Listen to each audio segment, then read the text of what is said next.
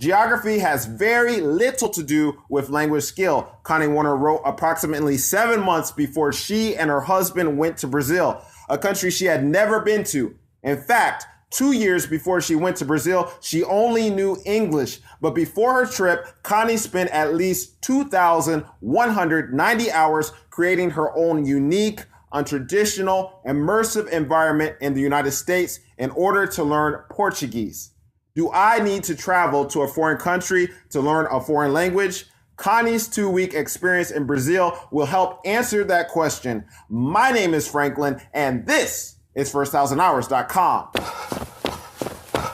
Don't give up on your language learning marathon. You can make it. You can make it through your first 1,000 hours. Months before her trip, Connie wrote, "The one thing I keep in mind is if you think you can or you think you can't, you're probably right. Language learning is challenging, but we can make it as hard or as easy as we want." When I started with Portuguese, I did have doubts because of my failed Spanish classes. I could have spent all of my time thinking why I couldn't do it, 40,000 excuses at least. But I decided that since I was able to learn one language, my native one, and I hadn't experienced brain damage in the meantime, that I could learn a second. Connie and her husband decided to rent an apartment in Brazil, 2 hours from Rio, a non-tourist area which would be close to Connie's Brazilian language partner. One of CNN's travel articles said, as Portuguese speakers on a Spanish continent far from the English-speaking world, Brazilians have been a linguistic universe unto themselves. Not many Brazilians speak English, particularly outside of Rio de Janeiro or Sao Paulo. Connie's husband didn't know Portuguese. Her language partner was still learning English. And the people around the apartment that she and her husband rented really didn't know English as well. This meant that Connie traveled to a place where she couldn't really use English even if she wanted to. She said while she was in Brazil that Brazil is more monolingual than the United States. This is what Connie wrote about her flight to Brazil. "My husband and I were waiting in line to board, and 2 guys started speaking in Portuguese behind us. Of course I listened. They were easy for me to understand, even though I wasn't looking at them. Both of them had the most beautiful accent. Then it occurred to me, oh, duh, they are from Rio. Most people agree that is the best accent around. Then on the plane, they gave instructions in both English and Portuguese. I understood about 95%. I missed a word or two. Later on, I had my window blind open. One steward told me in Portuguese that I had to close it because the sun will shine too bright in the morning. She was happy that she was spoken to in Portuguese by the steward instead of in English. When she was first in Brazil, she wrote, "Wow, where to begin? Well, first off, our intense language immersion at home is exactly right. I have been literally cruising through every conversation. I can read almost 100% of every street sign, restaurant sign, store sign, etc. It's not possible to prepare too much, but I think I did way more than needed. It's been a breeze. In fact, it's almost like I discovered another English-speaking country, if that makes any sense. The language is totally comprehensible thanks to all the nonconformist study I've done. Actually, the language is the least foreign thing about my trip. Everything else looks strange and foreign, but Portuguese is like a familiar friend keeping me company." Here's another experience in Brazil that she shared with me. She wrote, "My Brazilian friend is big into politics and history like I am. Yesterday, we were driving and came across this big truck parked on the side of the road, and on it, a man that my friend likes is running for local office. He was giving a speech. We got the last half. It was good." She translated what the politician was saying for her husband. Also, many times during her trip, she translated what her Brazilian language partner and her husband were saying so they could speak to each other. When I asked her if she needed to travel to Brazil in order to learn Portuguese, she said, "A big nope. Being in the country is just like taking a test at school. I've only learned a few little things like how the checkout girl at Subway says, 'Is this for here or to go?' But other than that, nothing really. If I didn't have my language partner every day, I don't know anybody here. I learned 10 times more things at home between church and home immersion. My speaking has gotten better because we are together all day, but new geography has nothing to do with it. If anything, the strange looking country here is more distraction than help. Everything happens so fast. I might miss a word reading a sign, but I don't have time to look it up. So the country is literally a review process and activating passive vocabulary. If I didn't have my friend, I would only get to talk a little to store owners and waiters. Portuguese has been a familiar friend to me this whole time.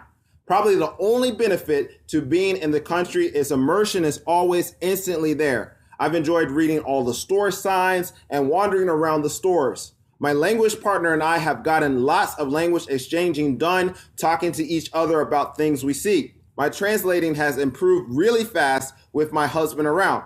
Plus, my language partner gets to listen to our English. It was a blast to go to church, visit his sister, and go to his personal defense class and talk to people.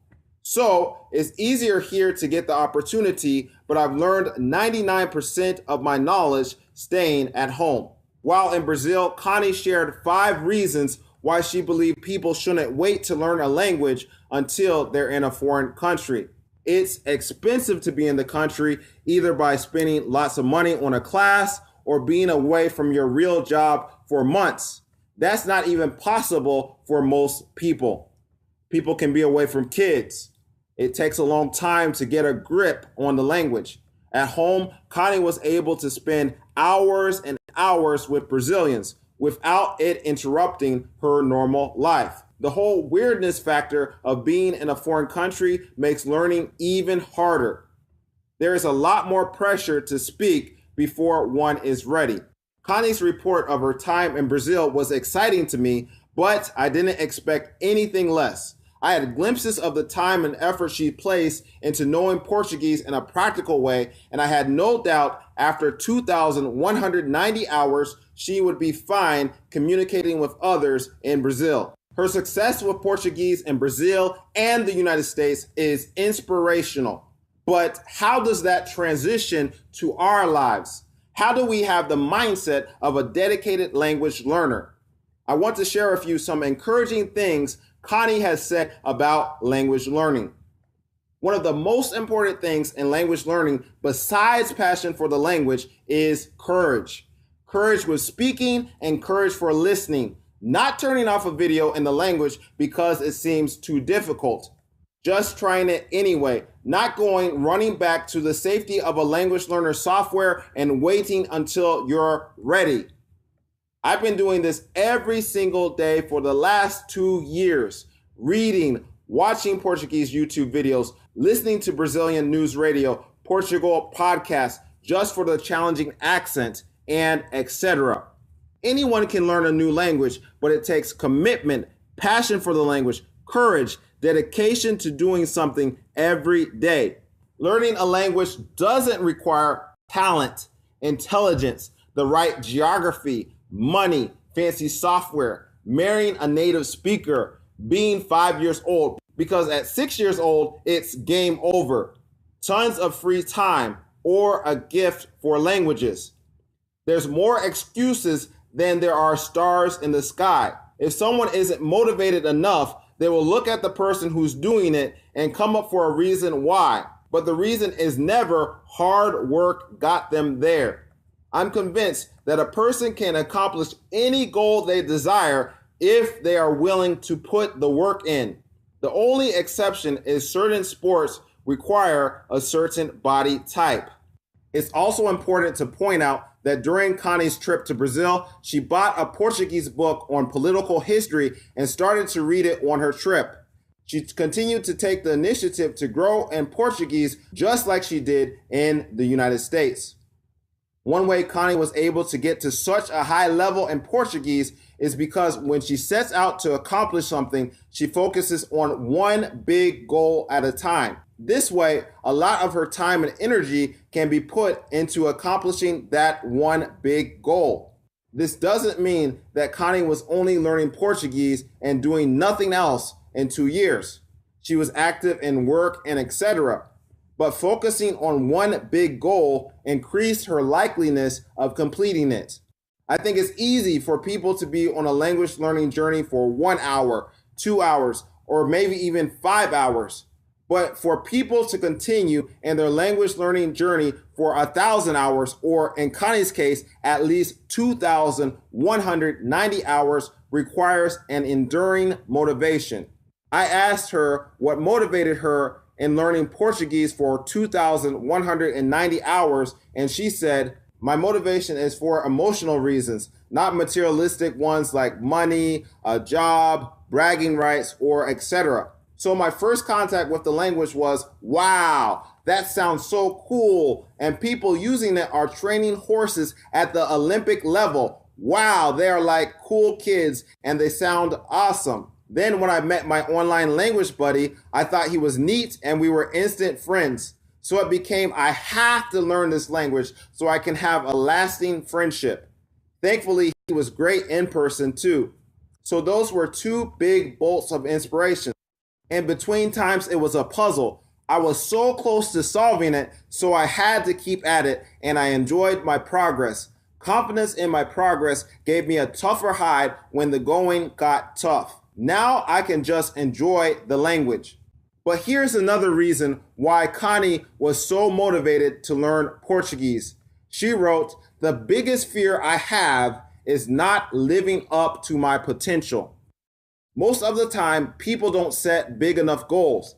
They think if they set big goals, they won't achieve them. And by avoiding big goals, they protect themselves from, in their minds, guaranteed disappointment.